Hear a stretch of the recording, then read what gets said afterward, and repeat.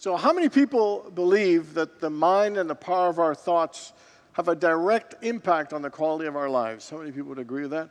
And how many people believe also that the mind is the greatest obstacle to inner peace, fulfillment, and enlightenment?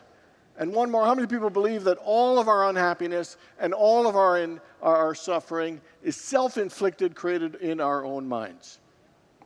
You know, our minds are absolutely amazing, but they also do some things that are not healthy, that are not productive, and can even be harmful. And one of the things is that we create drama. I know nobody else in here does, but how many people know someone else who creates some drama? And I always like to say that we are masters of MSU, making stuff up. I think we have all made stuff up. Some little incident happens and we start creating some big story around it. I remember one of the first times I gave a talk, it was in this small little church, and someone in the front row was sitting there with their arms crossed, serious look in their face, just staring at me. Face did not change a bit. And then a couple minutes later, I noticed a woman get up and leave. And I thought, oh my God, this is not going well. You're creating all kinds of things. 2 minutes later, the lady comes back from the restroom. And at the end of the talk, the guy comes to me and he says, that was the best talk I ever heard. And I want to say, why didn't you tell your face? But isn't it amazing how we could make stuff up? You know, that it is not real, but we create it in our minds. You know, Mark Twain said it this way. He said, I'm an old man who has known many a great problems, but most of them never happened. And I bet most of us would agree with that the things that we worry and stress and are anxious about, that they never even happen. So besides drama, here are some of the things we do that are an unproductive use of our mind, that do not help our inner peace or our fulfillment or path to enlightenment. And one of them is resistance, that we tend to resist. Anything that doesn't go our way, we resist it in some way, shape, or form by getting angry or complaining or hating it or pretending or denying or blaming. But we have a lot of resistance because we don't like when things don't go our way. You know, and another thing we do is we tend to crave. We believe that what we have right now in our life is not good enough to be happy, so we want to crave having something that that isn't happening in our lives. And we believe at some level that our happiness necessarily depends on having that thing that we don't have, because now is not enough. And then the last one is that we avoid now. We are so addicted to time and identifying ourselves with our past or hopes for the future that our mind is more in the past or future than it is in the here and now.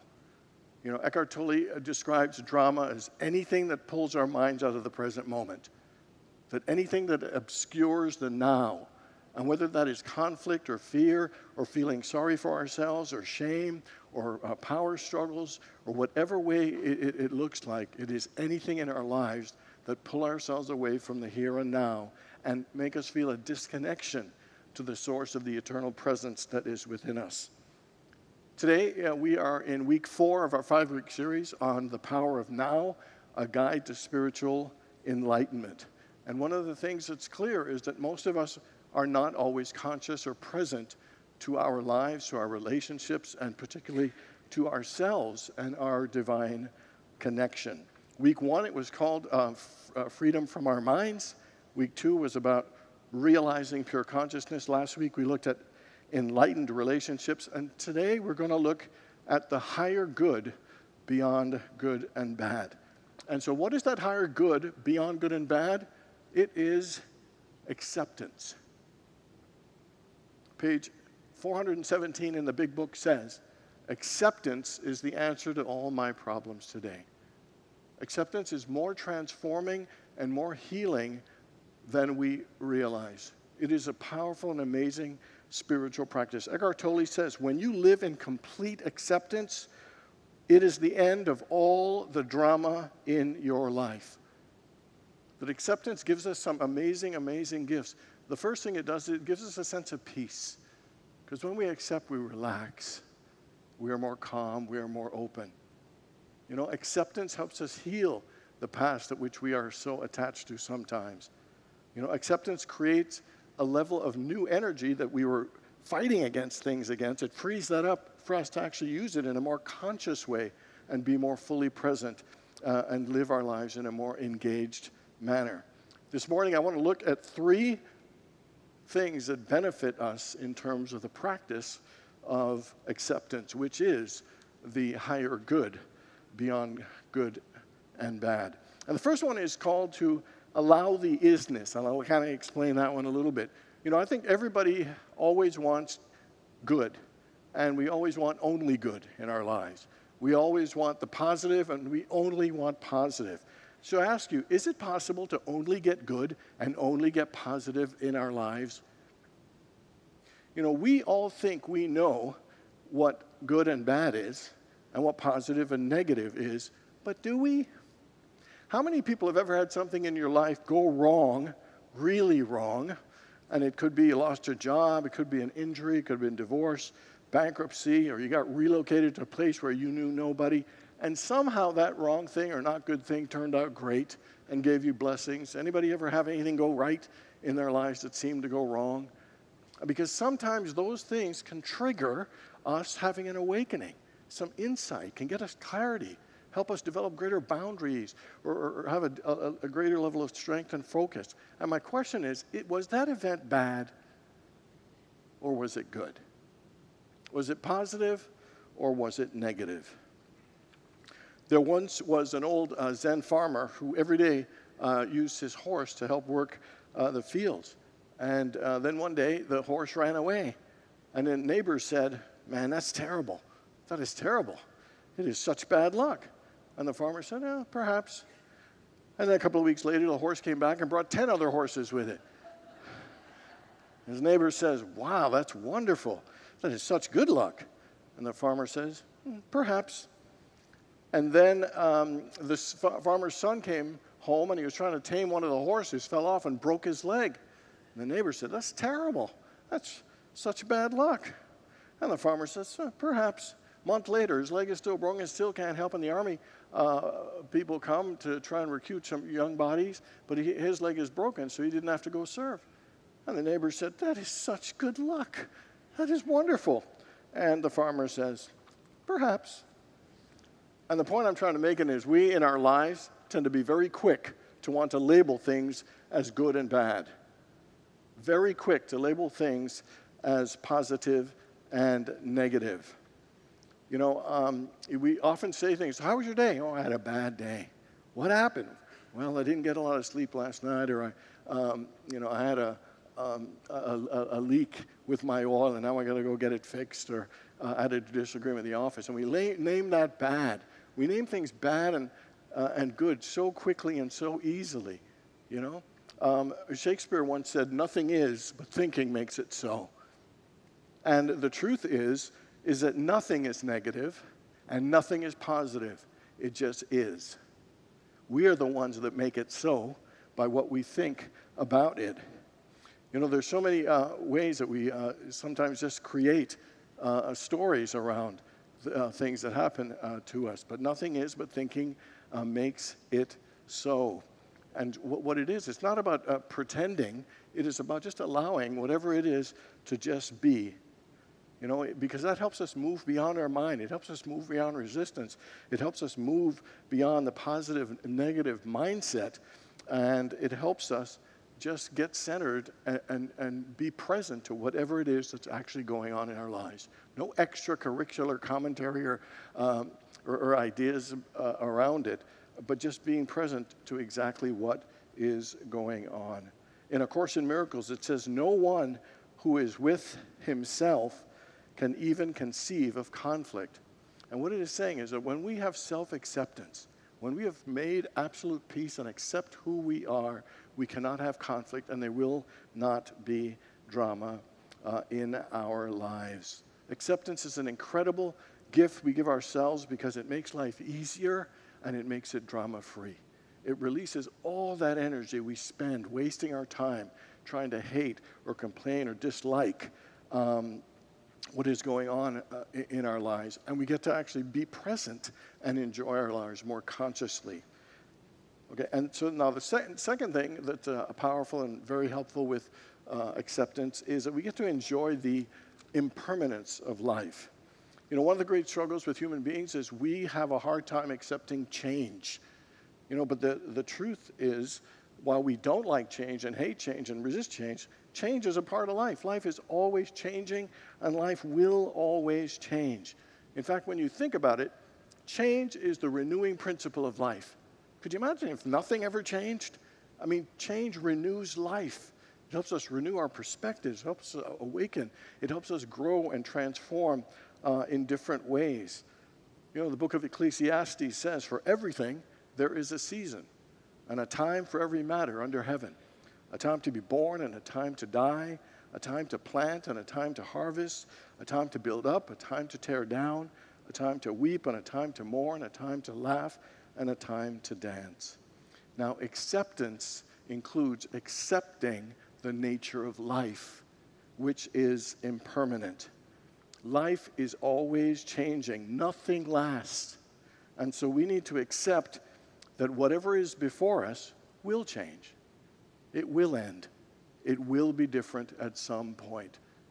Because what we like to do is we get so comfortable in our comfort zone that when something starts to change, we try to cling on to it and make it stay exactly the way it was. And we're actually hurting ourselves and robbing ourselves of new possibilities, new opportunities, and new areas of growth. When you think about it, every area of life has certain different cycles. You know, there are different seasons that have cycles. Our sleep has cycles. We have high energy and low energy times, high creativity and low creativity times. And we have cycles of success, cycles of failure, cycles of when to hold on, and cycles of when to let go. And again, it's important that we don't cling on and hold on to those things because we're holding ourselves back, you know, from exploring and expanding our lives. You know, that everything in nature has a certain cycle, and we need to be able to be willing to accept all the cycles in our lives, because we only tend to like the growth cycles, you know, the improvement cycles, but the truth is, it can't grow all the time. That would be harmful and uncomfortable. There has to be a part of letting go and a part of releasing to have rebirth, to have new growth and new possibilities. And so acceptance in this area is about accepting the impermanence of life, that things will always change. I saw this interview with all these actors. Robert De Niro and Tom Hanks was the one that was speaking in this little clip. And they were all sharing things they wish they learned earlier. And Tom Hanks said that his was the lesson of this too shall pass. And he says, you're feeling bad, you're feeling sad, you're feeling angry like nobody likes you, this too shall pass. He said, you're feeling great, you're feeling on top of the world, you're feeling like you got all the answers, and everybody loves you. And he said, this too shall pass. And the fact is, all the things in our lives shall pass, so holding on and attaching is not the greatest strategy for us having a happy and peaceful and successful life. And the greatest thing to do is to accept the impermanence of life, accept the fact that it'll change. And I think one of the things it does, it helps make this moment more precious. So it helps us realize this stuff isn't going to last. We don't get to be in these bodies or in these situations or experiences. So let us enjoy and appreciate the opportunity and the experience and be fully present and engaged in them. You know, life is always going to be changing. And one of the things Eckhart Tolle says is that with that, we need to be like a big river, a deep river, where in the bottom it is calm, it is peaceful, it is still. And on the top, there can be change. And realize the change is just a part of the experience of life. It's not the whole experience of life. And that we could stay grounded and centered and present even though life is changing. You know, and the more we seek a sense of stillness, the more we quiet our mind, the more we connect with that timeless, formless, unchanging spirit within ourselves, the more we can stay more grounded, the more we can accept the cycles and changes of life and be fully present for them while accepting the fact that they're not going to last forever. Not being upset or sad, that's just life. It is to actually work with life and be more centered and engaged and enjoy the impermanence. And then the last one is about accepting and giving thanks for our destiny. I saw somebody give a fabulous talk the other day, and it was a very simple thing that they said. said, if you want to live your best life, all you got to do is two things. Only two things, and you live your best life. And they were acceptance and gratitude. Here's a quote by Marcus Aurelius over 2,000 years ago. He said, accept whatever comes to you, woven in the pattern of your destiny, for what could be more aptly fit for your needs? And what he is saying is that whatever comes into your life is a part of your destiny. And whatever that thing is that's in your life right now, there is nothing that could be more fit to support you and help you on your destiny than that very thing. To not just accept it and allow it, but to appreciate that it is there and all the things in your life are there because they are there to help us. They are here to support us in our spiritual growth. We like to think that life is against us and people are against us, conspiring against us, but it's actually the opposite. Life is conspiring for us, trying to support us and teach us and guide us to help us grow into the fullest, amazing being that we are meant to be. And so it's important to not wish we were someone else or wish this was different or wish that was gone.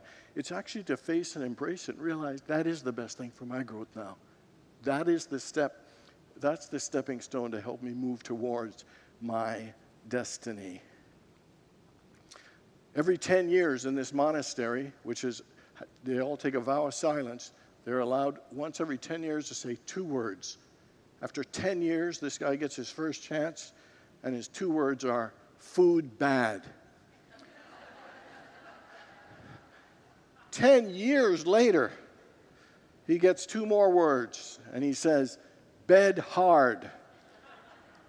Another decade goes by, and he looks at the head monk and he says, I quit.